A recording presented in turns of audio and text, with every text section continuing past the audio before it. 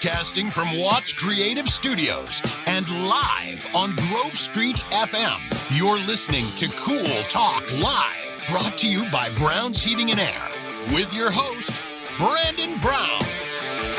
Hello. Good morning, everybody. Welcome to Cool Talk with Brown's Heating and Air.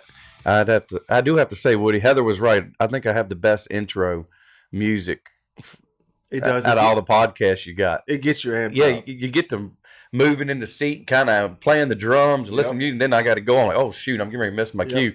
But welcome to the show. Hope everybody's having a great week. We got daylight savings time, which I love. The days are getting longer. Spring, first day of spring is this Sunday. Yeah. Trees are starting to bloom. Change in the air. Yes, I like it. I'm ready for it. I'm ready for the weather. The 70s, 80s, I think it was perfect. Now, for today's episode, I had to go through your assistant to schedule you for today's podcast after all the national attention. Oh man, what a week! Did you get my agent's clearance? Yeah, I had to go through 3 people to get Brandon in studio today. Everybody, I've got to send you a bill for my time now, right? Man, I know there's like now a fee for you to just walk in the door.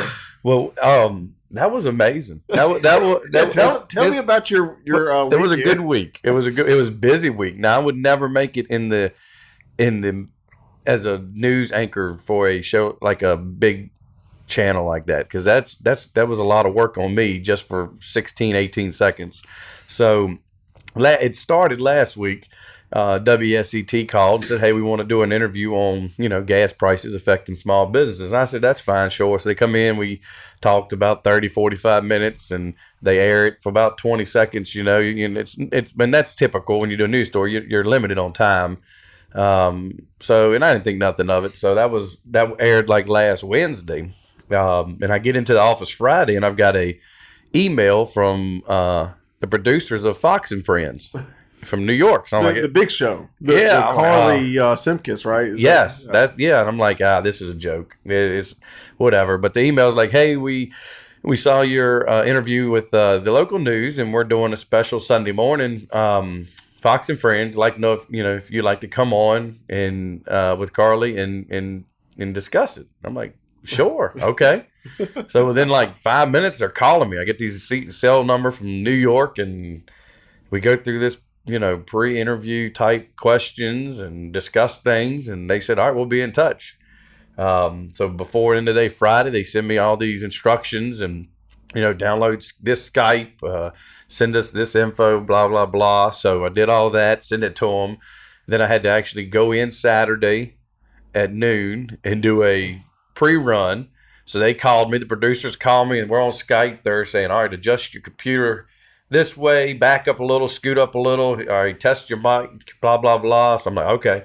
So I go through that, and then I go back again, and then I'm scheduled to be on air Sunday morning at, what was it? Early. Yeah, it was like 5 something, wasn't it? At first, it was going to be 5:20. Ooh. Then they emailed me and said it was going to be 5:40, and then it ended up being like 5:52-ish, which was actually, it was early, but even just moving that 30 minutes in the long run was better, because the viewers, before we went on air, they even said in my ear, viewers were at like 920,000 plus or something. I don't know why you want to tell somebody that. No pressure. Yeah, no pressure, but 920 plus viewers and 1,000 viewers. I'm like, oh gosh, here we go. But so I had to be on. So and I was worried because I went to bed Saturday night. Of course, it was a time change. So I'm like, I told my wife, like, oh my God, what if my phone doesn't change? I don't get up. So I didn't sleep at all, hardly. So I set my alarm for like 1:59. So I watched my phone go from 2 to 3 o'clock to make sure it changed. And I had my alarm set for 4:30 because I had to be, even though we didn't go on until 5:50, I had to be on the Zoom at 5:15 and waiting in case something changed and we went on early. Yeah. So as soon as my clock changed, I'm trying to sleep, and then all of a sudden my phone starts vibrating. Hey, the producers from New York, the Fox and Friends, were texting me. Hey, this is so-and-so from Fox and Friends. Just wanted to make sure you remember time change and you go on in 2 hours, blah, blah, blah minutes. Yeah. I'm like, well, yeah. I said, I'm up. I made sure. And so I tried to go back to sleep about 4:15, 4:30. Text again. Hey, you're on in blah, blah, blah, so many minutes. So I have to text back. Got it. I'll be ready. So I get to the office. I did it in my house. Like if you watch the film, the other two people did it at home, and it was kind of dark background. They're in their bedrooms or something. But I said, if I'm gonna be on and I got to go to something national, I've got to do it in my office. You know, and it looked great. The logo in the background. I want to be professional because I don't want, I want the lighting right because I don't want to, waste and blow an opportunity of the 15, 20 seconds I do get. Yeah. So I get to the office and I'm on, and 5:15 on the dot, the Skype's ringing. I answer. It's the producers. Hey, testing, 1, 2. Yeah, we do all that. So every 5 minutes until the show goes live, they're doing that. Yep, come in, Brandon. We got you tested. And I'll have to say something. I have to adjust my, where I'm sitting. I've got my AirPods in, and it was crazy. And then they go 30 seconds still live, 15 seconds still live. So then we go live, and the whole time I'm looking. It's a black screen, so I don't get to see Carly. No, I didn't get to see nobody. Yeah, I just see my computer light went green when we went live. So they tell me in the background, just talk, look at the camera. And when we started, of course, it was 3 people. It was a guy in Arizona, a flower owner, and I think she was in Colorado, and then me. And when we first started, all right, so Carly's talking. I can hear the news just like you're watching it on one ear. In the other ear, you still hear the producer talking to you. So I've got like 3 things going in my ears at one time. You got the show background, you've got Carly talking to us, and then the producer's talking that y'all don't hear. Yeah. I'm like, how do these anchors do it for 2 hours? Because they're telling you things like, giving you these hints. And they told us when we first started, hey, you'll have about 25 seconds. Well, the first guy from Arizona went over. Yeah. And I don't think he had AirPods in because the producer was in my ear, and I kept hearing him say, wrap it up, because his time was up. They would count down your 20-some seconds, 5, 4, 3, 2. And so finally they said something, some key word that told Carly to cut him off. So she come in, if you noticed, and cut him off. Yep. So then I went from like 25, I was going to have about 23, I think, to 25 seconds to 15 because he went over. Yeah. And then the lady went, and then by the time I went, I had like 13 seconds. So I said I had a whole lot more that I wanted to say, but as I was talking and he started counting down, I made sure when he got to 0 that I stopped because I didn't want her to cut me off, so it ended up, perfect on the timing because he's in my ear. I'm trying to talk and listen to her, which is really hard. I don't know how the anchors do it. Yeah. They must get just used to it, them chiming in and telling them things because they're talking and telling you how, your time limit. And then as he's counting down 3, 2, 1, I just knew, let me cut it off. So I cut it off right there. But I mean, it was definitely an awesome experience. You did a great job too. Like yours was the most professional looking backdrop by far, and you had logos everywhere. And what you said was like you had it sounded like you were very hands on with your business. Like you knew what was going on with the fuel cost this quarter. That and not that the other ones didn't, but it just seemed like this man knows his stuff. Well, I have to credit that to my wife. Yeah.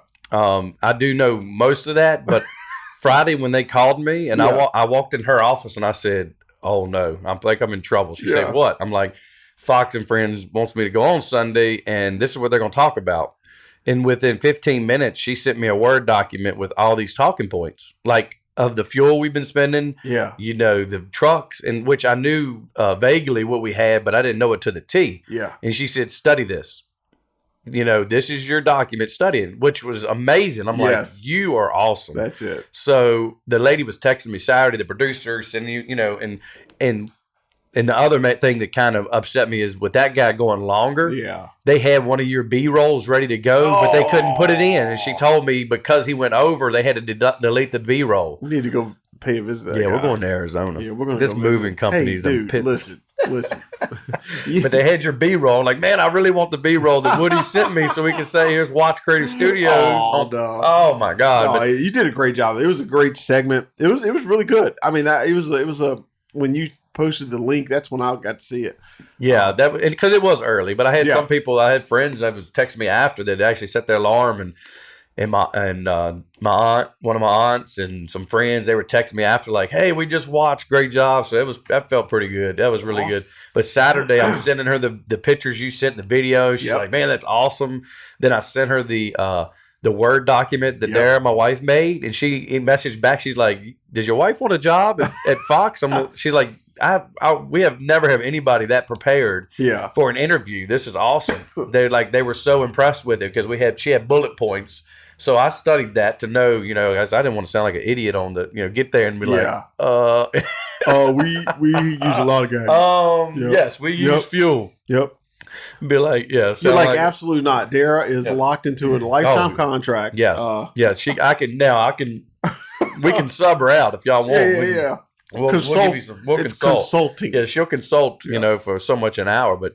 Thank God, she was able to do that because she knew it and she typed it up perfectly where I could study for the weekend just to know, because they were going to ask the questions off of that. So, which was neat. So then I get home Sunday morning after that, and I'd say about 8:00, the phone rings, and it's a reporter from the Washington Examiner, which is a national newspaper online, and they're like, "Hey, we watched your thing. we saw the interview this morning, and we know in TV you don't get to say exactly everything you want to say. Can we do a phone interview real quick to get out the rest you want to say?" I'm like, "Yeah, okay." So they posted that Sunday as well, and I put the link on my Facebook page, an actual full article with a lot more. Yeah.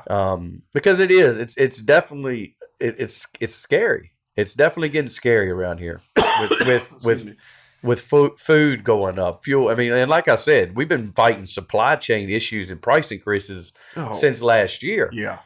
And trying to minimize going up on customers.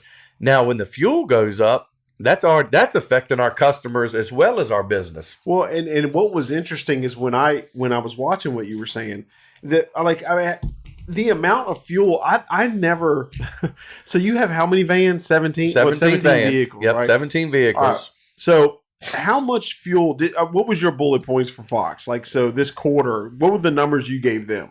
All right, let me tell you. Let me pull it up. Yeah. So I'll make it. I can remember some of it, but I'm going to pull up because I was listening. I was listening because I listen to Fox all the time, but like when you were doing it, like I was listening, I was like, I had no idea. Yeah, I had no idea. Like I know you come in here and you talk about it, and you know all this stuff, but I was like, good Lord, he spends a lot in fuel. There it is. All right, so we have 17 vehicles on the road, and we average 315 to 350 gallons a week. Now that's been averaging since December. We hadn't got summer yet, so usually in the summer when we get busy, we will probably average around 400 gallons a week. Yeah. So and then because some of the vans are 2 or 3 times a week because they do a lot of traveling with service. Like you could be in Bedford and go to Alta Vista, come back to Bedford, go to Lynchburg, and then they're not good on fuel mileage. You can't find a service vehicle to be good on fuel mileage plus carry the stuff you need. No, they average like 19, 18 miles a gallon, something like that. And we're loaded down with a lot of weight too, with parts and stuff. But on January 6th, we were paying an average price of $2.74 a gallon. Yeah. Which was already up from December. Last week the fuel cost us $3.83 a gallon, but once you calculate all the fees and stuff, we're paying about $4.15. That was last week. Yeah. So you're up over $1.50 a gallon just since January. $1.50, $2 a gallon since January. So year to date, last January to March, compared to this January to March, we've paid $8,500 more in fuel than last year this quarter. Yeah. So that was and if you top that with the supply chain, we're having issues getting parts. We're having now everybody that delivers to us used to be free. Now it's $30. They're adding $30 delivery fees, to these orders that we order so much from, but they have to add it. So they're adding fuel surcharges to every invoice. Yep. It's just getting like I said on WST when I showed it, in 17 years I've been in business, I've never seen this compounded issue of supply chain, materials and stuff going up, fuel going up, food going up, and it's getting scary because a lot of our customers, over 90% of them, are middle to low income. Yeah. So we're starting to get into a period where people are deciding: do I fix my heat? Yeah. Do I put fuel in my tank? Do I go grocery shopping, or do I put a little at grocery, a little in fuel, and hope I can make payments on fixing the heat pump? Yeah. So it's a real issue. That's just not here. That's nationwide. And it's what I think is for business owners is that you're fighting against so many factors that you can't control. And it's Yeah. like, as a business, you can control your customer service.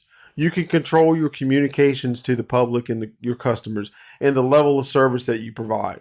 You have no control over fuel. Right. You have no control over Right. supply. Like, so these things, like, for a business, it really just kind of takes you out at the knees, because does. it's like, what do you do? It does, yeah, it does, because you have to go up to stay in business. Yeah. You have to increase your prices, and at that point, you really rely on your, I guess, your outlook of your business in the community, because yes, you're going up on prices, and there's so many competitors around us that are smaller companies, lower overhead, 2 vehicles compared to 17. Yeah. That can. Yes, they can come out and fix your heat and your air right now, probably 20-30% less than us.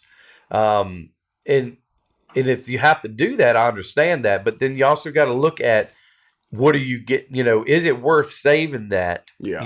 Depending on who's coming out to work on your house, because is it going to last? Yeah. Is that company going to come back when something goes wrong and it's supposed to be a warranty? Now it's free on them. Are they going to show up? Yeah. Are they reliable? Are they, trustworthy enough to where if you go that route and save $20-$30 because you get somebody else to do electrical, plumbing, heating and air, building, you got to make sure next year when all the prices are back down and they come out to, back up their work if something goes wrong, or to do something else, that they're going to do it, right. Yeah. So it's really making it harder. So that's why we try to increase our prices a little at a time. We want to take the least effect on the customer. We change out, we're changing some ways we do things, try to carpool more, less trips to the job to save gas, order things once a week instead of 2 or 3 times. So instead of a $30 each trip, maybe it's just $30 a day instead of 200 or 300 a day. Because we could get deliveries 2 or 3 times a week easily. We get stuff. Yeah. And waiting on materials, that's the big thing. And now with tractor trailers, I've seen people I don't know how they're doing it, because I've seen them filling diesel tanks, and they're almost $1,000. I saw one on TikTok. He said, if y'all think y'all have it bad, and he clicked the gas thing, and he was at $1,052 filling up his truck. And I can't. And so, here's the thing. It's not even a political statement, right? So, like, you look at this, and yeah, I know I bought a Jeep. Right? Like, I get it, right? But literally, when you're in a service industry, your options are limited. They're very limited. Like, you can go right now, oh yeah, get an electric car. Okay, well, what vehicle can you find that would suit the needs of your business There's that none. is even in the category? There's none. That wouldn't cost, exactly, a Tesla. Well, that's $100,000. Yeah. And if they had one big enough to carry all my stuff, I would probably have to invest in a multi-$1,000 charging system and build it on property so that my stuff stays charged, because we got to be ready to go 24/7. Yeah. So if the power's out, how am I going to charge them? Yep. Again, then I got to put it. Goes up. Yeah, I got to put the generator in or something. Correct, but there's nothing built to carry the parts and the equipment we have that these vans are built to haul. And I even looked at an older electric vehicle just out of curiosity. Sorry, what if you got one to go around? Well, then if your home is an older home, which, a lot of people around here live in, you'd have to upgrade your electric so you're not flipping breakers all the time. And if you don't, the typical, 110 charging system, it takes at least 8 hours to charge a car. Now you can upgrade, and you can switch to like the 4-hour system, right? And then they have you pay more for that. You pay more for that, and then electricity goes up. I think people forget, like, oh, it's free. It's not free to charge a Tesla. No, your electric bill is going to go up. It's not free. It's not at all. So it's like all these things where they like buy electric. And like me, like you've got 17 vans and a ton of equipment. Even for myself, like, I can't get a small car. I have so much gear. You got a lot of stuff to take. Yeah. And then you're traveling, and like you said, when you're providing a service to customers, you really don't have time to sit for 2 hours and charge a car in the middle of the day, or if you can't really plan a trip around how the range is on your electric motor. Like, it just doesn't work. Right. It's not that simple for service people. Exactly. And and I think it was Elon Musk the other week that said, you also got to think about it. Each electric car has 5 batteries Yep. with a minimum of $1,500 to $2,500 per battery if you have to replace them Yeah. when they go bad. So if all 5 go bad, you got to get out a loan $10,000 to $12,000 to replace your batteries. It's a whole new car. Yeah. So it may be a good idea, but it's not going to be. It's not. It's a long ways out. And I hope people will see that, because you hear the argument a lot, and it's like, I mean, of course, some SUVs are better on gas than others, but really, like, I mean, even the cost of vehicles now, right? A 2010 car is as much as a new one. Yeah, so, that's true. So there's just so many, and they're so hard to find still now. Oh my gosh! I think Ford mentioned the other day that what they've been waiting on for months is a chip that's kind of a security chip, but they finally said, oh well, we're going to sell the trucks without it, and when we get them, we'll bring you in and put the chip in. So I don't know what security chip does, if it helps control airbags or what the safety thing is on it, but they just say, we got to sell these trucks. They're going to go out of business if they're not selling the trucks. Well, I do some commercials for different lawn mower companies, right? And I was listening to the other day. They said that one of their lines of like small tractors and mowers, they're starting to ship them just to get them out without the computers. So now the dealers are getting these tractors and mowers and everything on the lot. They still can't sell them because they have to wait for the computers, and then they have to install the computers themselves. So now you go, I just don't think I don't think people understand the trickle effect that is happening, that is like crippling some of these businesses. Yeah, it's horrible. And that's one of the things that was also I mentioned in the Examiner Sunday. I was telling them, I said, a lot of people don't think about it, but just think about this. The small businesses are the backbone of your community where you live. And with these things going up, it starts to trickle down also to the community, because let's say you go to a baseball field, a rec field, or a basketball court and look on the wall. You don't see Walmart sponsoring a team. You don't see Amazon sponsoring a team. You see Brown's Heating and Air. You see a local florist. You see Watts Creative Studios.